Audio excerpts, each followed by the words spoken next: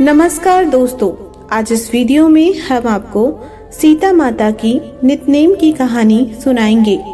यह कहानी सीता माता कहती थी और श्री राम इसे सुना करते थे।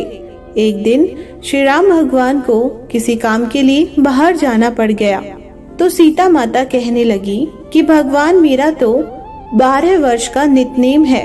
अब आप बाहर जाएंगे तो मैं अपनी कहानी किसे सुनाऊंगी।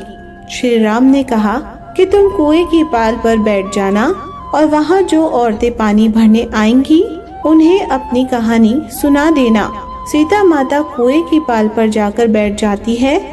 एक स्त्री आई, उसने रेशम की जड़ी की साड़ी पहन रखी थी और सोने का घड़ा ले रखा था।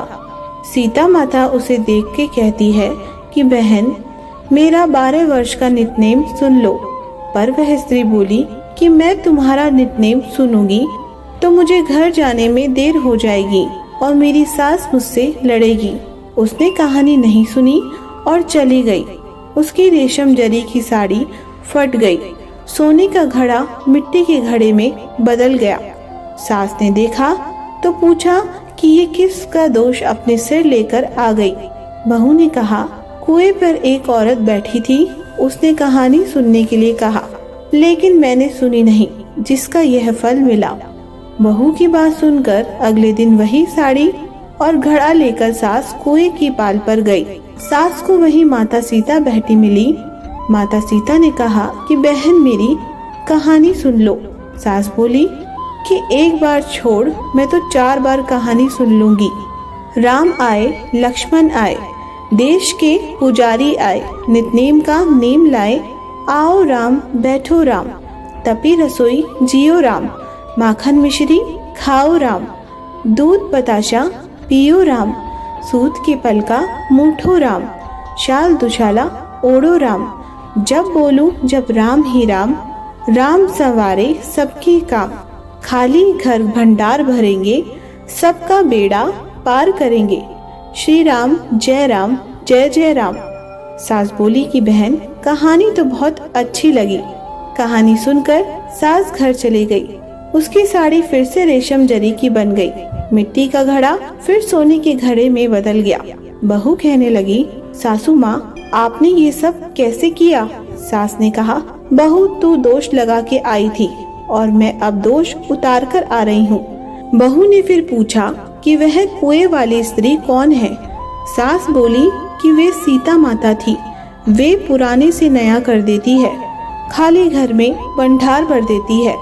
वह लक्ष्मी जी का वास घर में कर देती है। आदमी की जो भी इच्छा हो उसे पूरा कर देती है। बहू बोली, ऐसी कहानी मुझे भी सुना दो। सास बोली, ठीक है, तुम भी सुनो। और सास ने कहानी शुरू करी। कहानी सुनकर बहू बोली कि कहानी तो बहुत अच्छी है। सास ने कहा, ठीक है, इस कहानी को रोज कहा करेंगे। अब सास बहू रोज सवेरे उठती, नहाती धोती और पूजा करने के बाद नितनेम की सीता की कहानी कहती। एक दिन उनके यहाँ एक पड़ोस की औरत आई और बोली, बहन, जरा सी आँच देना तो। वह बोली कि आज तो अभी हमने जलाई ही नहीं।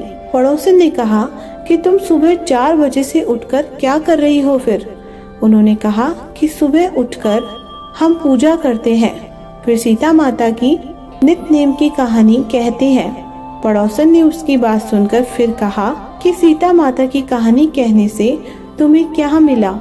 मैं बोली, इनकी कहानी से कहने से घर में भंडार भर जाते हैं, सारे काम सिद्ध होते हैं, मन की इच्छा पूरी होती है।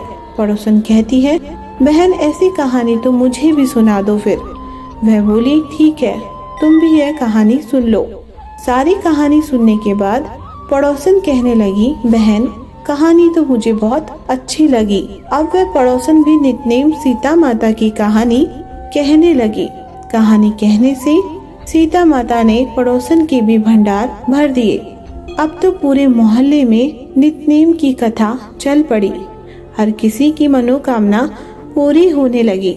हे सीता माता, जैसे आपने उनके भंडार भरे, वैसे ही आप हमारे भी भंडार भरना।